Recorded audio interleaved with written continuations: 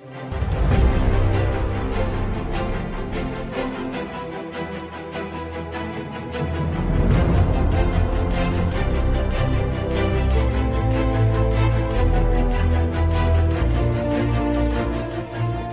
tonight's headlines, the Chief Justice grants injunction to postpone the ICJ referendum, but the Prime Minister remains optimistic that the date will remain April 10th. Government signs agreement with Taiwan for urban resilience and disaster prevention project, and our special feature on women in politics. These stories and more on this week's edition of Belize Now. Thanks for joining us on this Friday, April 5th, 2019. I am Erin Guzman. Earlier this week, Belizeans saw a major development in the road to the ICJ referendum, which the government of Belize, GOB, has scheduled for April 10th, 2019. On Wednesday, April 3rd, following an injunction case brought before the Supreme Court by the opposition party, Chief Justice Honorable Kenneth Benjamin granted an injunction postponing the referendum until further order of the court. Prime Minister Right Honorable Dean Barrow held a brief press conference on Wednesday after the judgment was handed down. Here's what he had to say of the Chief Justice's ruling. My disappointment is, of course, based on the fact that there has been all this preparation. There has been the frenzied effort to get our people properly informed. There has been the tremendous hard work done by the referendum unit, by the public officers. There has been this intense, thoroughgoing, absolutely healthy debate. And if this judgment were to mean the end of the road, I would be absolutely furious at the fact that the people of this country would have been deprived of their opportunity to make a decision, whether yes or no. I think it is the fundamental right of the Belizean public, and nothing should stand in the way of that. In light of the new development, the Prime Minister says GOB's way forward is threefold. It includes appealing the decision of the Chief Justice by seeking an overruling at the Court of Appeal. If granted, it would allow the referendum to proceed on April 10th as scheduled. As such, the GOB has asked the Court of Appeal for an expedited hearing to be heard by Monday, April 8th. Additionally, the GOB will apply for a variation of the order. There will be an application to the judge to vary his order so that the referendum might proceed without there being a certification of the results of the vote by the Chief Elections Officer until the larger case would have been completed. At the same time, the Chief Justice has already signaled that in fact the substantive matter will proceed and will begin on Monday. Now, I don't see why, given the urgency of the situation, that substantive hearing can't be concluded Monday evening, and why there can't be a decision on Tuesday. And I would certainly expect such a decision to in fact ultimately uphold the referendum proceeding on Wednesday. Should the GOB be unsuccessful at court, the Prime Minister says he expects a short postponement and greater participation from the populace. We are absolutely confident that any postponement will be a short-term postponement. We are completely sure of an eventual outcome that will allow this referendum to proceed and that will give the people of this country what is their absolute right to make a determination one way or another. If we don't get through by Wednesday, it is certainly my expectation, not just my hope, that this will ultimately galvanize Belizeans, and we would therefore be in a position where, when the referendum is held, whether Wednesday or thereafter, we will see a larger turnout than might perhaps otherwise have occurred. GOB says worst case scenario is that there may need to be a meeting of the House of Representatives to ensure that all technicalities are properly addressed. In that event, it expects the referendum would be delayed for no more than 6 to 8 weeks. However, the Prime Minister remains confident in it proceeding on April 10th.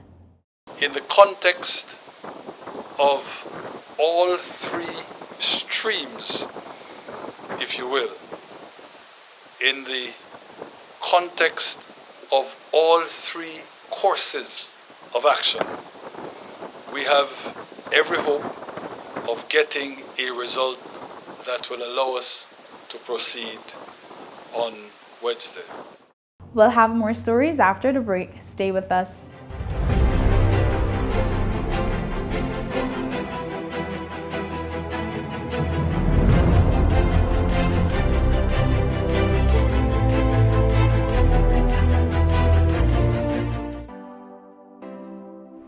Voter registration continues countrywide at the Elections and Boundaries offices.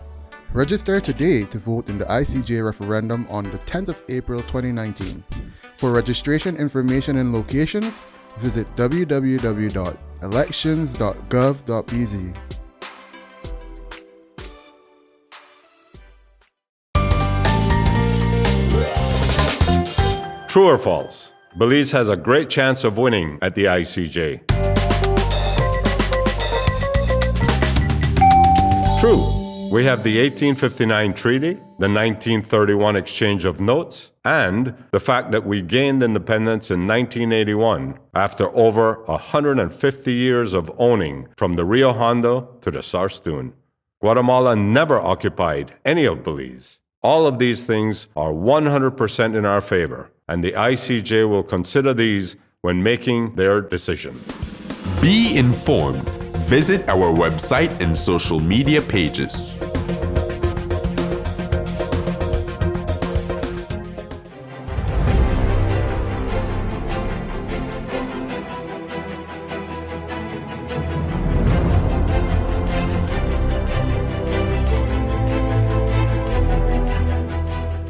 This week, the Belize Police Department Joint Intelligence Coordinating Center reported on the Crimes Cooperative statistics for the period from January to March 2019. The statistics reflect an overall reduction in crime in the country and an increase in arrests made in comparison to the first quarter of 2018. Commissioner of Police Chester Williams told us more. The statistics, particularly in the area of murders, is showing significant reduction in Belize district, particularly outside Belize City and the northern districts. We're seeing increase in the western and the southern region. And so the commanders for the eastern and the northern region are being asked to keep up the good work that they are doing to ensure that we reduce the occurrences of murders, while the commanders in the western and the southern region are being asked to do a little bit more to be able to ensure that the reduction is also seen within their respective area of responsibility. While the incidences of crime have been reduced, the Commissioner emphasized that there is still much to be accomplished. There is much more that we want to do.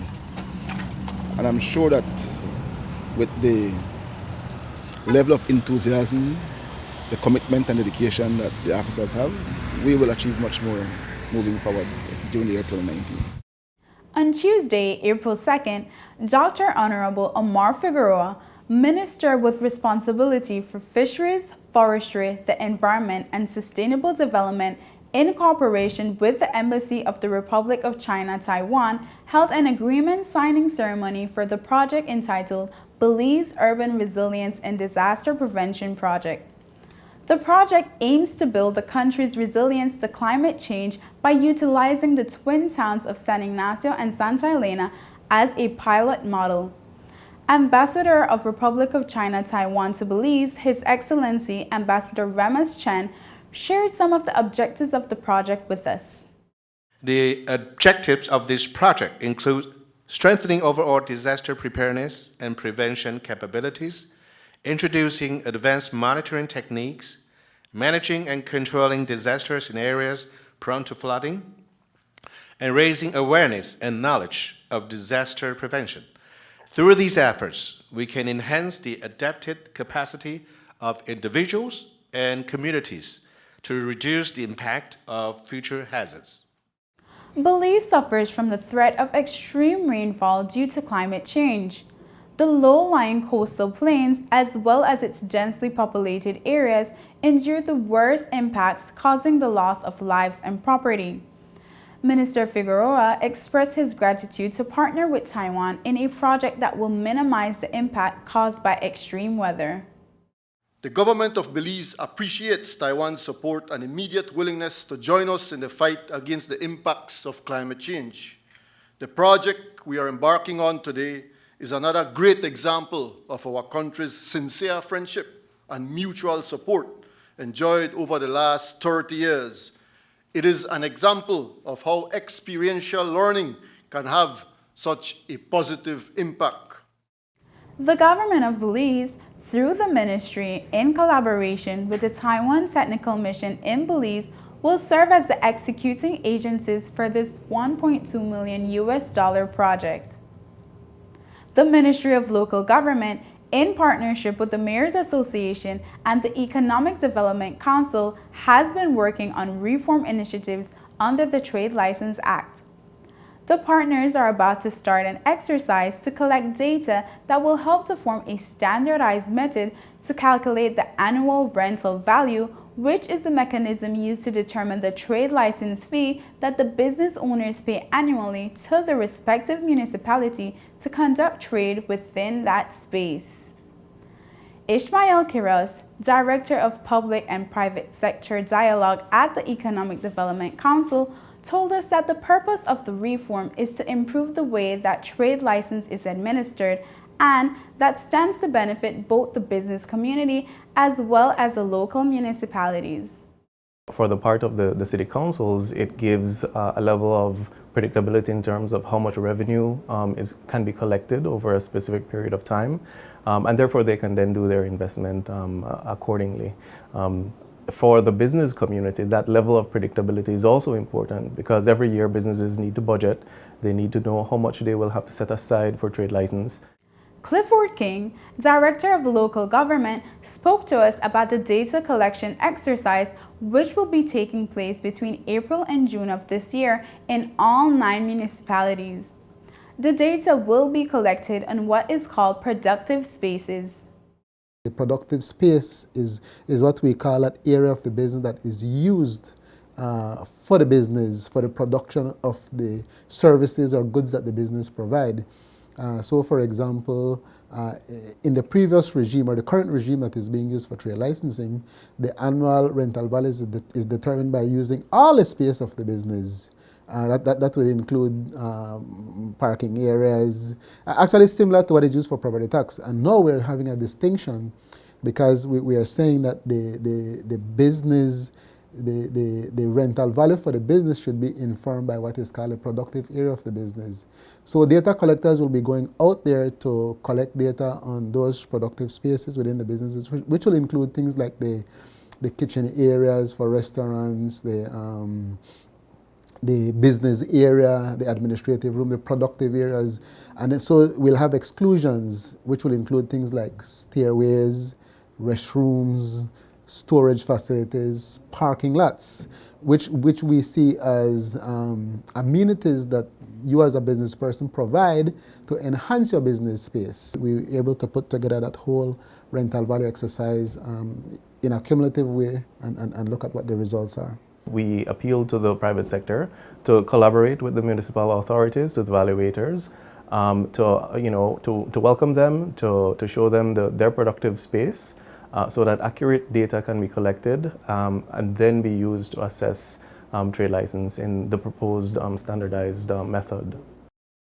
The data collection exercise is scheduled to start in Belize City on April 15th.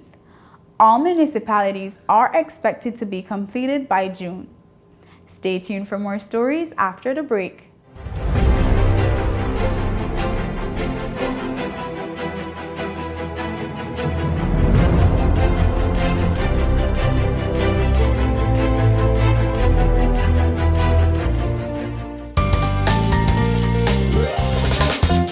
True or false? You can vote in a referendum even if you don't register. False.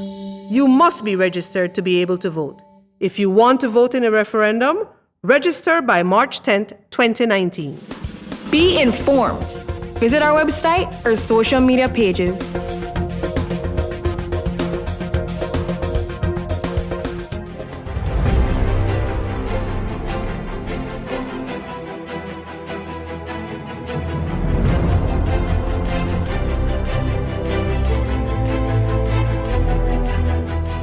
Last week marked the end of International Women's Month. However, it does not mark the end of the efforts made by women in Belize. Janelle Rodriguez highlights a group of women who have taken on very important roles in the government. They may not constitute the majority in the political arena yet, but women are definitely in the House of Representatives, that is. A few women have taken very important seats in Belize's National Assembly. What motivated these women to assume such critical roles? What challenges do they face? And who are they outside the political arena? We first spoke to Honorable Beverly Williams. As the niece of Philip Golson, she says politics is in her DNA. This inspirational woman grew up in a disciplined, loving home with 7 siblings, and she was determined to follow the legacy of her uncle in serving the people of Belize. We asked her what has been the most rewarding about her position as the area representative for Belize Rural Central and as the Minister of State in the Ministry of Immigration and Nationality Services. Service to the people. When you see them satisfied, when you can plug that to hole, when you can make a difference in somebody's life, that is the most rewarding thing. You can look at the joy in their faces, and that is the reward. Sitting along with Honorable Beverly Williams as the only other elected woman in the House of Representatives is Honorable Tracy Panton. She has transformed the family home where she was raised into what is now her constituency office, where she now serves the people of Albert Division. People that have lived in this constituency are near and dear to my heart. So anything that I can do that immerses me in the community itself is really what I love to do. I genuinely love people. I genuinely love the people of the Albert constituency. And so that's what I find most rewarding, when we're able to positively impact one individual, either by a kind conversation, if we're able to help them with education, if we're able to provide food on the table, if we're able to improve a park or playground. Once we can positively impact the community, that is where I think not only myself but the team that I work with get our biggest award. Overseeing the House of Representatives is Honorable Laura Tucker Longsworth, better known to the public as Madam Speaker. She brings the House to order, recognizes members to speak, and makes rulings about House procedures, preserving decorum within the House chamber and galleries. It's been interesting. I have to admit that of all the things that I had done in life, being the speaker was never on my on the horizon. When the Prime Minister called, and I guess he got recommendations from the people around him and so on, and said, you know, I have a big request. And so I said to the Prime Minister, are you sure you have the right person? I know nothing about that sphere of operations. And he said, yes, you do. With all the work that you do, you will transition nicely into the chair. He was right. The women who sit in the House of Representatives have come a long way to secure their spaces in the political arena. But with every accomplishment comes a fair share of challenges. They shared some of these with us. Traversing a broad constituency like mine that straddles two highways, at times people don't understand that maybe I can't do it now, but I'll get to you later. And that's been challenging because really I've been in public service all my life. And it is about service to the people for me. So I would want to fix it all, but no, I don't have a magic wand. Those are the challenges. It's certainly different, I think, for women, and it is for my male colleagues. In the general scope of things, people do expect men to aspire for political leadership. And while women have always had an integral role in the various political parties, people still accede to men to rise to that challenge. So first, I think some general acceptance that women can do the job and do the job equally efficiently as our male colleagues. If you're going to impugn the character of somebody, you need to present the evidence, and if you don't have it, I can shut you down. I could say, you cannot say that in here. No, you're no longer allowed to speak. I think that, but understanding the role of the parliamentarians and understanding my role, that has helped me, and of course with the support of both sides. I had nothing but respect from both sides of the House. What do these women do outside of the House of Representatives and apart from their service to the community? I was just going to say, is there free time? No, but I like to travel. I like old movies. I listen to music. I love country and western. I love to dance.